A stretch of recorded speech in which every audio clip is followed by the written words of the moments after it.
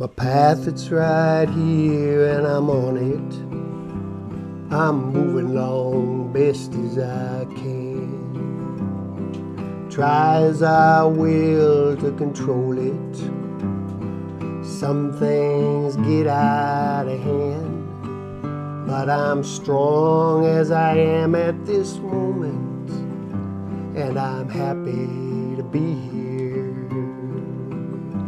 So I'll take time to savor this season, make time to hold a good friend, pull me a long draft of cider, some things I'll never forget, like when I see your pretty face smiling. Man, it's as good as it gets. Pour me a hot cup of coffee, I just might get up and dance. Welcome to Boise Song Talk. I'm James Coberly Smith. Give me just a second, set this guitar down if you would, please. Thank you. Tonight, we're on location in the beautiful, rugged mountains of Idaho. I once asked tonight's guest, are you a songwriter, a storyteller, an author, a folk singer? What are you? She said, all of that. To find out what she means, let's go over and meet tonight's special guest, the legendary two-time Grammy nominee, Rosalie Sorrels. Rosalie Sorrels. All right, my young friend, thank you very much for having us into your home. We appreciate it. Thanks for coming. All right, my friend. In this segment, part of the things I'd like to do is sort of cover your career highlights, awards, people who had a lot of impact on you along the way. Now, by my count, you have over 20 albums, probably closer to 30 when we account ones that you were involved with. Your first albums you did back in the early 60s, and then you had 2 Grammy nominations in 2005 for My Last Go Around and 2008 for Strangers in Another Country, Songs of Bruce Utah Phillips.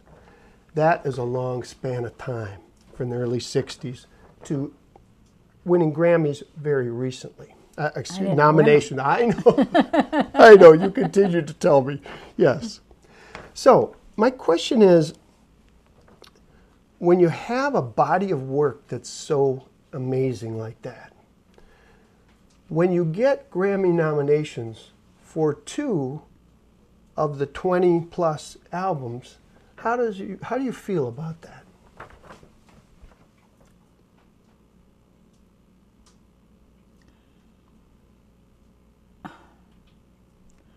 I was tickled pink to get nominated. I didn't expect to be nominated, let alone win a Grammy, particularly not for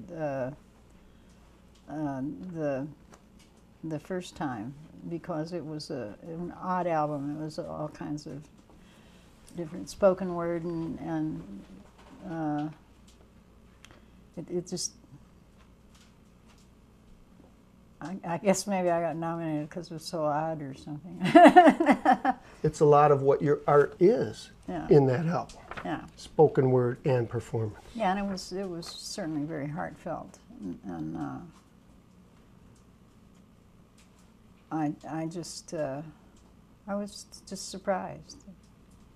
How do you find out that you're nominated for a Grammy? I don't remember. I mean, they it's a big deal when it happens, yeah. and they keep it all cool before nobody can find out who it is. Yeah. And I was just dumbfounded. It's really amazing. Yeah. You had quite a, that was a live concert, wasn't it? Oh, yeah. And, Yeah. And everybody, his dog was there. It's a really great cast of characters. It's a wonderful, wonderful album. Yeah. And it, again, the fact that it did contain your spoken word, as a number of your other albums do as well, I think was just great. So you didn't see that coming at all? No. I couldn't believe it. How about the next one? How about 2008? Did you see that one coming? Well, a little bit more, because it was a tribute to Bruce Phillips, and I could see that, and it was a damn good album. I mean, it's really well put together, and really good musicians on it and everything. So I could more see how that would happen. Mm-hmm. I really couldn't see how the other one happened. I thought it was really great. Yeah. Yeah, I just was curious about that, because to me, there are so many great albums that you've done. My feeling could be, you know, you might look and go, well, gee, why this one? Well, it could have been any number of them. Mm-hmm. And that's what's so interesting, that it would happen for a particular one. Because to me, when I look at your art, it just happens to be that those two got the Grammy nomination, which is an extraordinary honor. But all the others are such treasures too. Mm-hmm. They are. So, all right. Well, I want to interject something there. Interject away. Because one of my great mentors and great friends was Malvina Reynolds. I don't know what you know about her, but she got known for things that were certainly nothing wrong with them, but they were inconsequential compared to the body of her work. It was amazing. Mm-hmm. And this is a poem she wrote. It's called The Soul Book. You have been directed to look inside yourself for the meaning of life, for your soul. You may find nothing there, because the soul is not inherent. The soul is something we accumulate in the course of living. Living means love. Living means work and conflict. How can you love if you do not face and resist the forces of destruction?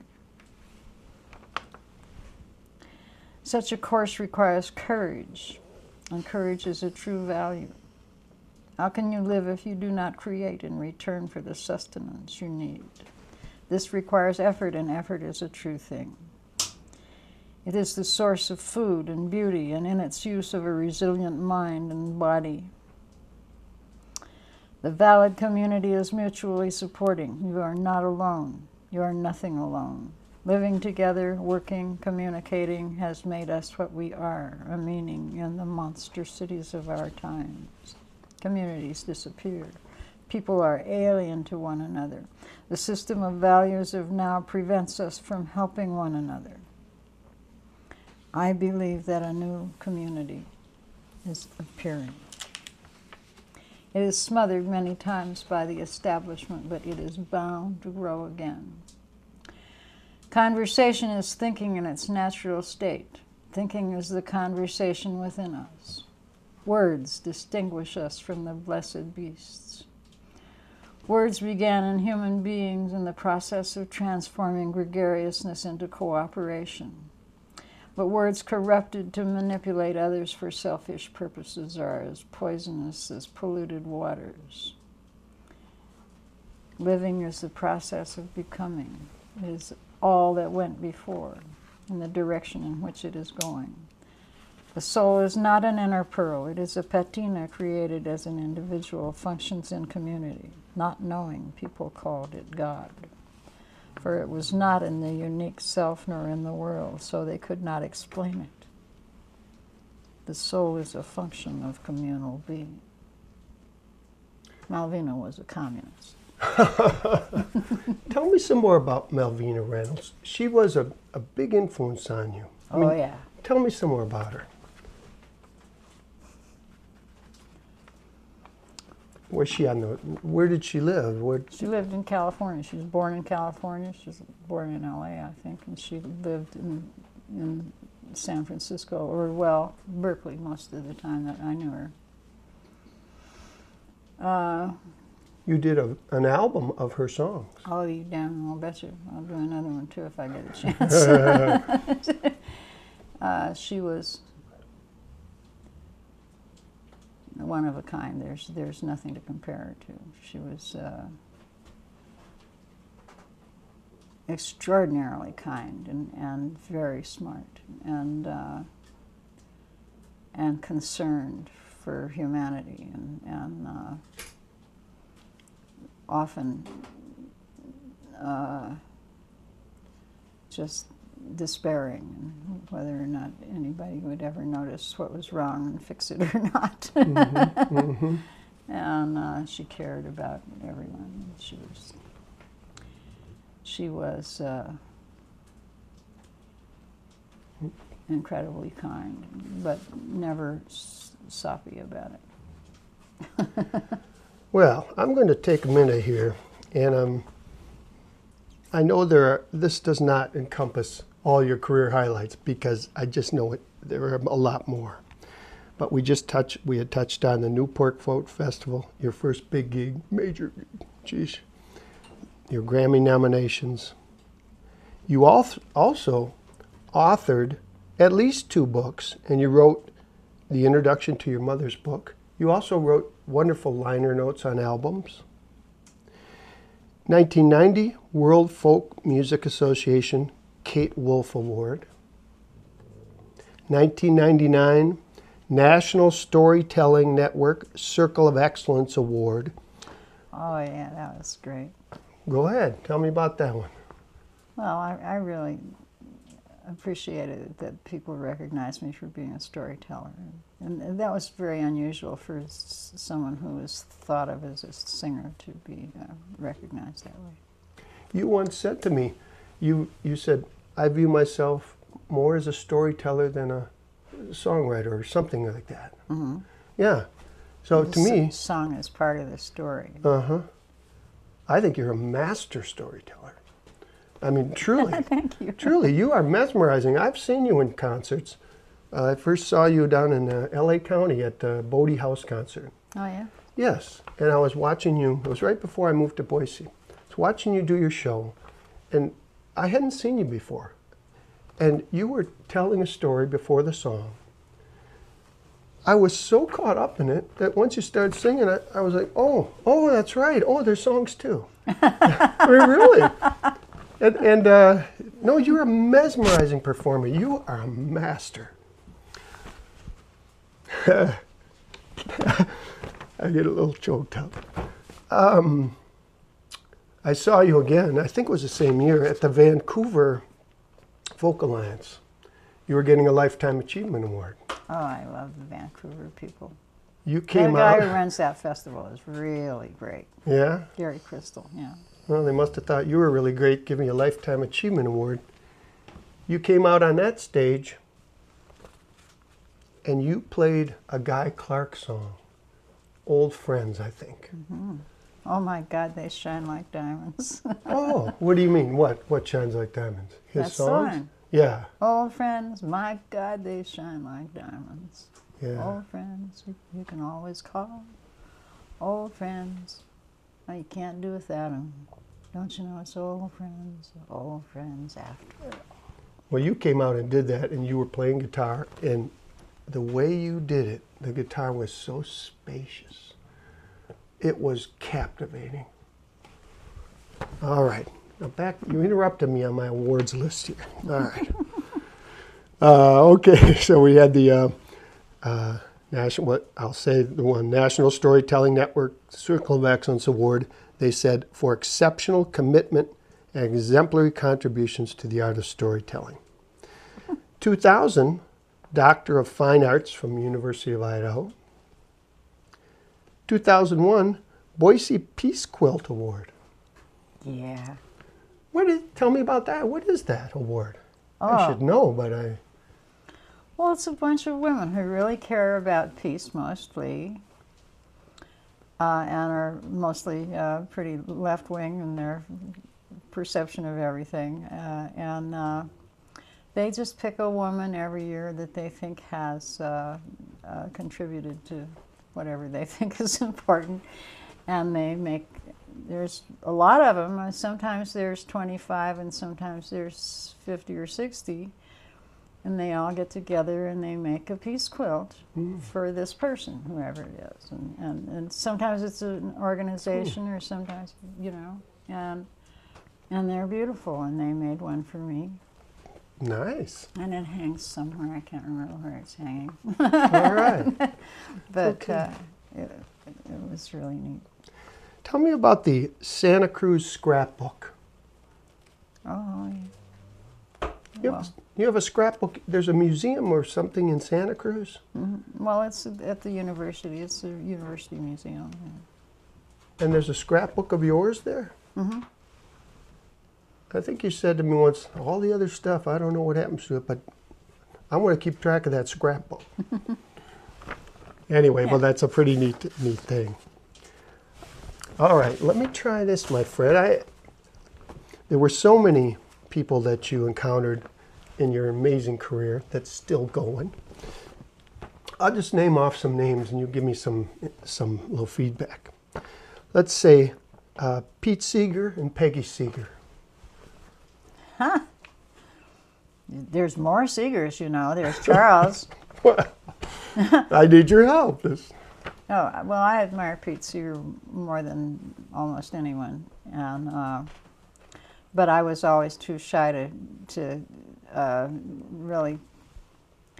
He isn't easy to get acquainted with either. He looks off into the distance if you go to tell him how great you think he is. And you know, and looks like, oh God, make them shut up, make them stop. I see.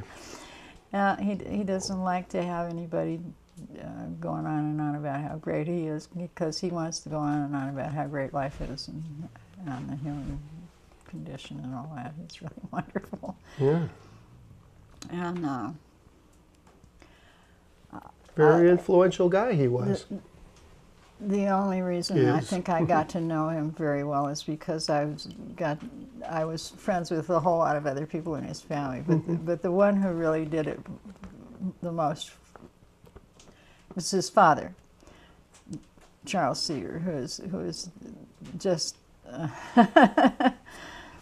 you know, just somebody else. I mean, I guess he probably can't be alive anymore. I think he was 96 the last time I saw him, and it was quite a long time ago. Uh-huh. But I wanted to get to know him. So I just marched up to him and I said, "You're Charles Seeger, aren't you?" And I said, "I'm a big fan of yours." And he said, "Why, do you know my son?" And I said, "Well, yeah, but that's not why." What was he known for? He's a great educator. He's a fantastic educator, and he wrote a whole lot of stuff about all kinds of why folk music is important and why you should pay attention to it, and he really knew why. And then there's just a whole lot of other stuff that I can't even hardly understand that he knows all about. He's really, really an incredible intellectual and a very persuasive political entity. Interesting. How about Studs Terkel? Oh, Studs, so wonderful. He interviewed you 20 plus times. Studs Terkel, see, I learned about him speaking with you. I went and researched him, which is, again, what I hope people will do from these shows, is there's such a wealth of information. Studs Terkel was an incredible guy. He did tons of interviews. Oh, no kidding. That's what he does. He took a shine to you. He interviewed you a lot. Was that helpful to you then? Sure. Why wouldn't it? I mean, by the time he interviewed me the first time, he had the real hold on the Chicago scene, and he was politically really interesting. He interviewed a whole lot of fantastic people, and And he's a really good writer. I mean, you should just read any number of his books. How about Townes Van Zandt? Townes? Yeah. How about Townes Van Zandt? I don't know. Did you ever tour with him or play with him, or didn't you cross? Well, how so? What do you mean? Well, I'd go anywhere Townes wanted me to go. He's wonderful to get on the stage with and sit and bat stuff back and forth. And if you didn't want to go and hear Townes sing, there's something wrong with you. And he writes incredible stuff. And I mean, you got to be nuts if you don't like Townes Van Zandt. There's something wrong with you. So you did shows together? A few, not a lot, because he lives far away from where I didn't. Yeah. I knew about him for a long time before I even got to meet him. He's really good friends with Jerry Jeff Walker, and Jerry Jeff and I were really close friends. And that's how I met him, because he lives down there and I live up here. And I just wouldn't. And a lot of people wouldn't think to put us on the same show, which is dumb, because we really did good shows together. Sure. And I mean, people get it in their heads that you're this and that, you know, so, well, you wouldn't, Townes wouldn't like her. She's a woman. Jeez. Yeah. How about Bruce Utah Phillips? You two did a lot of things together. Yeah. Tell me a little bit about him and what you would do. It's hard to tell you a little bit about him. That's what I was afraid of, yeah. Yes, you have an album of his songs, and maybe that's the best way to understand that, yeah.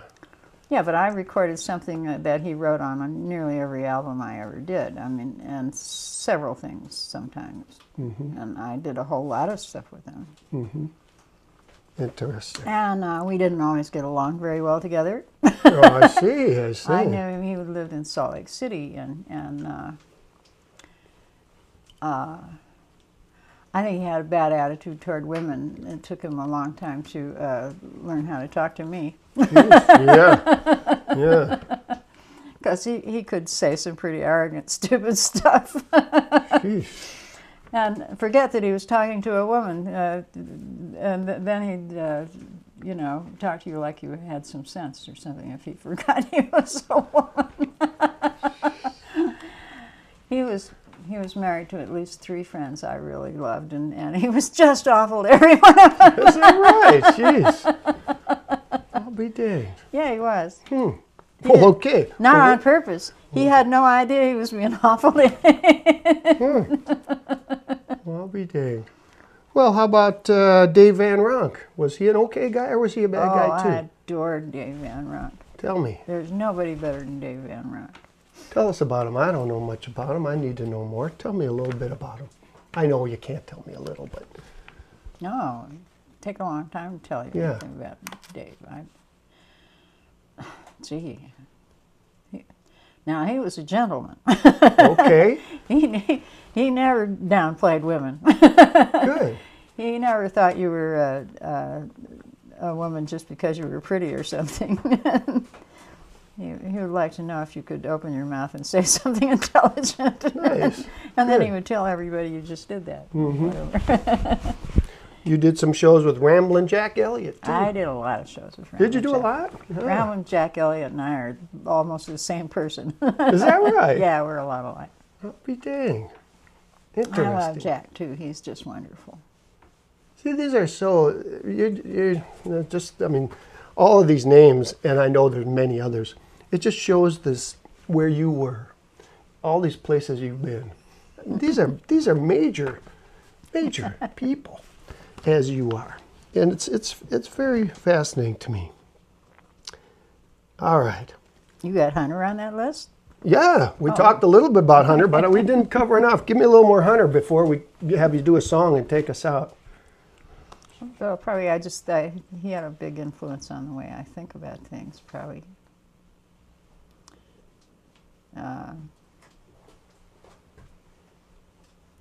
When I met him, he spent a whole lot of time with a friend of his who I also really liked a whole lot, Oscar Acosta. And he was in the process of discovering what a good writer he really was. He had no opinion about that in terms of ego or anything like that. He just realized he could make people change the way they thought. And Oscar had a lot to do with that, too. And it was really interesting to see somebody who was so brilliant and so really good at what he did have such an open mind. Mm-hmm. What sparked you to do what you did all these years? How did you, what was I had 5 children, had to do something. In it for the money, huh? I didn't like being married, so I had to do something else. Fair enough. Just drew it out of a hat, huh? I guess I'll just be a folk singer and just jump into the thick of it and become a master storyteller. Why not? You know, the other thing was something else. All right. We've got about a couple of minutes. You want to sing us a song, take us out? You got one of those beautiful Rosalie Sorrels songs? Doesn't even have to be beautiful. It can be mean-spirited if you want. If you love me, if you love me, plant a rose for me. If you think you're gonna love me for a long, long time, plant an apple tree. The sun will shine, the wind will blow, the rain will fall, and the tree will grow. And whether you comes or whether you goes, I'll have an apple and I'll have a rose, and they'll be lovely to bite on and nice to my nose. And every juicy nibble will be a sweet reminder of the time you loved me and planted a rose for me and an apple tree. Beautiful. Malvina Reynolds wrote that. Oh, is that right? Yes. Give me another song. I'm tired of talking. I just want you to sing to me. What else you got for me? What kind of a song you want? Whatever you feel like.